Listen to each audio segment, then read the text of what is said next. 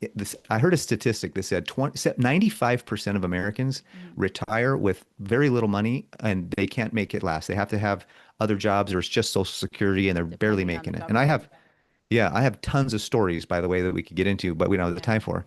25 years later, with all the YouTube channels, with all the education, with all the AI, with all the chat GPTs, with all the budgeting software, with all the, all the different cool ways to, apps to Yeah. manage our money, it's still 95% of people that retire Yep. broke. We have a country that's broke.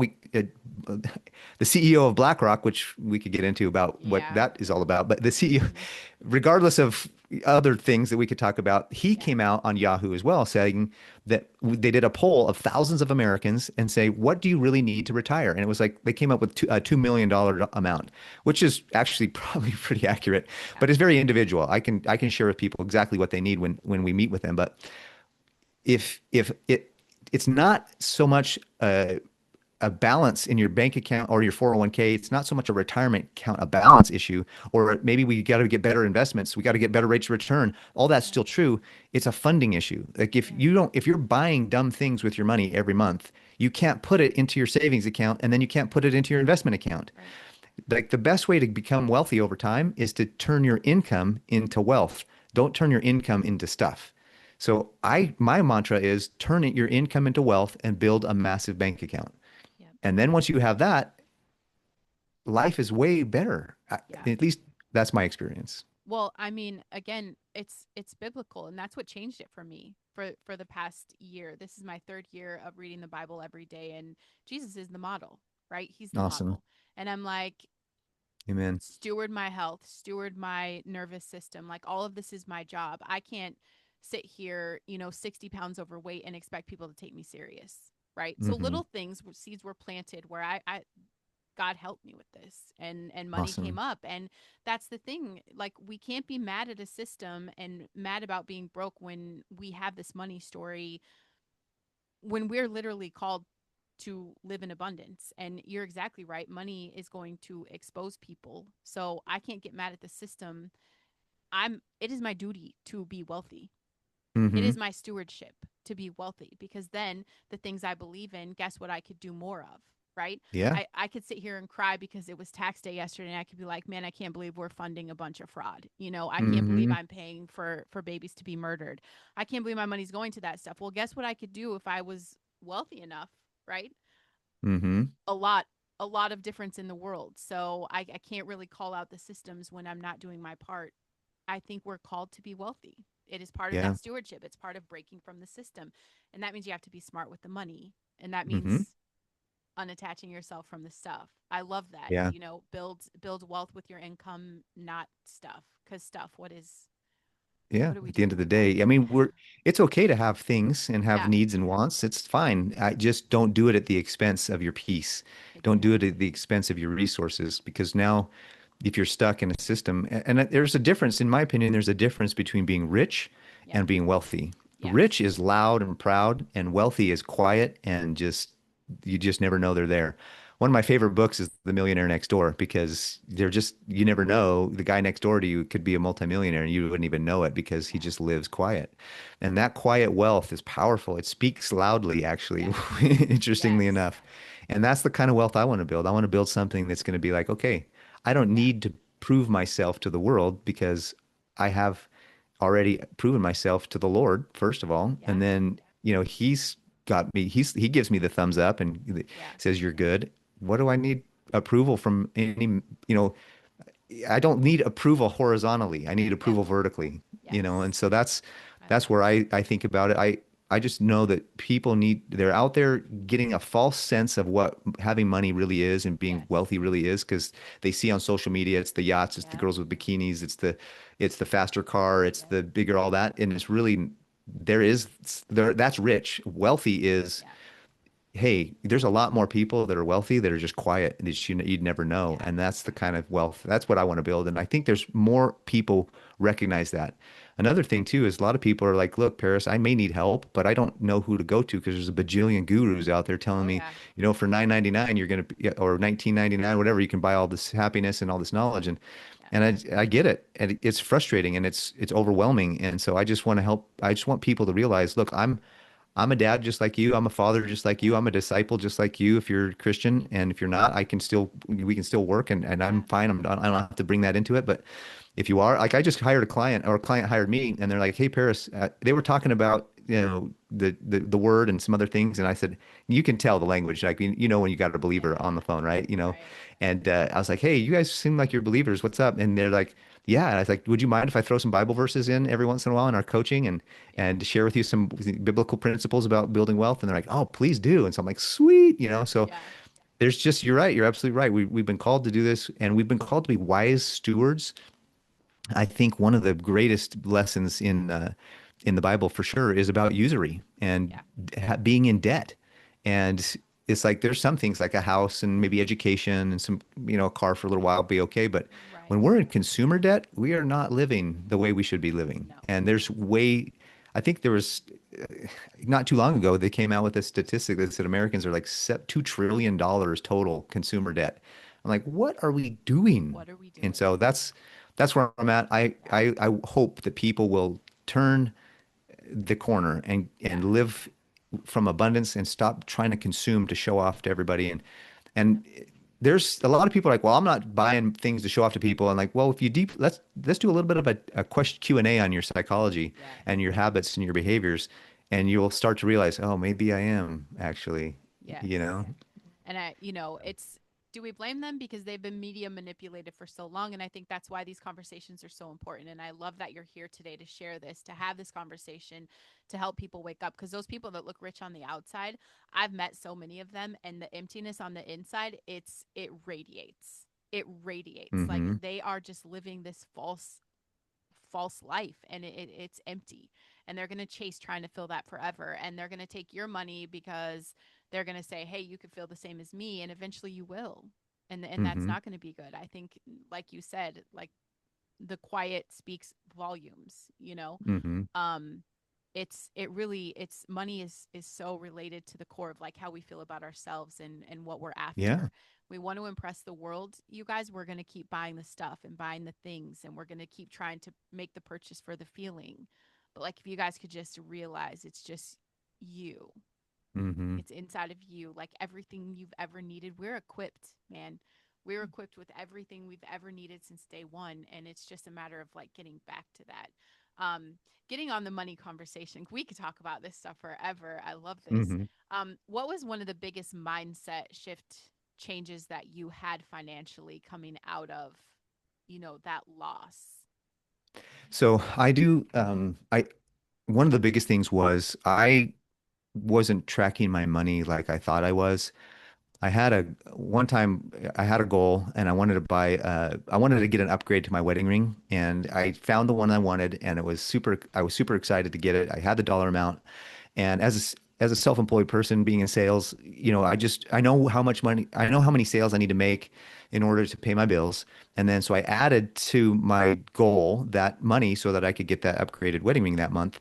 And I was like, okay, I just need to make a few more calls, make a few more, closes and I'll make a little bit more. I'll make enough money to pay all my bills plus have that extra. And I made my goal, created my plan, hit the goal. And so I was like, all right, sweet. I'm doing my bills and I'm going through my bills and I'm realizing, wait a minute, I paid all my bills and there's no money left to buy this wedding ring upgrade that I wanted. And I was like, what happened? So I looked through, I asked my wife, I said, did any unexpected costs come up? And then she's like, no, I just bought a few things here and there, 10 or $20, whatever. And I'm like, I did the same. And I went back and I really got clear on where those 10 and $20 went. And Branden, you would not believe how much the tens and twenties added up to. They do. It was like $900 Yep. of tens and twenties. Just, oh, it's not that. You don't even think about it. Nope. You're at Starbucks, you buy something real quick. Yeah. Oh, I'm hungry. Let me go to the fast food place. Oh yeah, go ahead, double size it or whatever the things are now. I don't go to fast food places, so I don't know what Big E Yeah. size or whatever it is now. Yeah. I don't. Anyways, the point is that added up to $900, and the wedding ring upgrade that I wanted was 600, and I'm like, I actually went backwards. You went backwards. You know, Oh I gosh. made more money, but I still went backwards. So Yeah. that was a huge realization. I was like, if I, as a financial professional, am not tracking my money to the point where I have a $900, deficit this month, Yeah. what in the world is happening out there with everybody else? Yep. And I was like, okay, this is going to be my new message. We got to track money. We got to be Yeah. accountable to where it's going, and we got to track it more efficiently. Yep. And let's figure out what's coming in and what's going out. And then we do the next phase is creating a balance sheet. But man, if you don't know where your money's going, Yeah. if you here's something I learned. If you're not intentional with your money, you're gonna give it to someone who is. Yep. And And so that's I have a huge. free gift if you want to. I mean, I have a free gift, Brandon. If you want to offer it to your audience, Yeah, I for can. sure. So it's an ebook that I wrote that describes this process of helping you track your money more efficiently, really digging into where your money habits and spending habits have been. You can't change a habit if you don't know what it is. Right. So this ebook goes into my story a little bit. That I share that story about the wedding ring, and then I go into some things that I actually do when I have a brand new client to take them through this process. I mean, I literally shared the ebook with a friend of mine. He sent me a YouTube video or a video back, a testimony. He's like, Paris, I freed up like $400 to $600 a month just from the stuff in this ebook. And I'm like, so Wow. what are you going to do with that money? He's like, I can get out of debt faster now. I'm not stressed out because I have this extra. I found money that was leaking through my bank account that I didn't even know. Yeah. And it was hundreds of dollars a month. And so that's a free gift. If you go to parisclough.com/free gift, I, if parisclough.com/free gift, that is how you can find it and get and Perfect. download that. So, Yeah, I love that. We are coming up on our time here, so I want to say, what are you going to say? Someone's listening right now, and they're literally living paycheck to paycheck. What is your first piece of advice outside of the ebook? Because they're going to get that, right? You guys are mhm, downloading that. Good job. right. But what would you say to them right now? Just what do you think they need to hear at that rock bottom moment? Well, I would say if you always do what you've always done, you'll always get what you've always got. And if you're living paycheck to paycheck and you're stressed out and you're fighting with your spouse and your heart rate is up because your stress and cortisol level is up because you're dealing with money, you've got to change what you're doing. And if you don't know what to change, then it's time to find someone like me that can help you and see when we go to the doctor and they tell us something, we're like, I want a second opinion. Yeah. Why don't we do that with our money? And Right. so, as a financial coach, there's a difference between a financial coach and a financial advisor. A financial coach, like me, is someone who will come in and help you with those habits, behaviors, and beliefs, help you with your cash flow, help you with your balance sheet. A financial advisor might be able to do those things too, but they're really going to kind of say, and I was a financial advisor for 15 years, so I kind of know the mentality. And there's some good ones out there, don't get me wrong. But a lot of it was, hey, I'm going to help you just enough so that you can buy my mutual fund or my stock or whatever I'm selling. And so, Exactly. if you don't like where you are, it's time to make the change and take a deep breath. There's no shame, there's no blame. Should you have done better? Yes. Hmm. But the best time to start was 20 years ago. Now the next best time is today. So Yes. just take a deep breath and say, you know what? Be humble. I need help because I'm not getting the results I want. And let's have a conversation. And I'd love to be the one that you hire. I'd love to be the one that you work with. If it's not me, find somebody that you resonate with. Find somebody that you feel good about. Find somebody that's living their teaching. I live what I teach. And so find somebody like that and then engage them and have them help you as long as you need. A couple months, a year, I don't know, but do the change, do the thing that needs to be changed so that you can have the results that you're looking for. I love that. Paris, this is the part of the show where I'm going to tell you what I think makes you special. And it's not just that you understand money, it's exactly what you just said.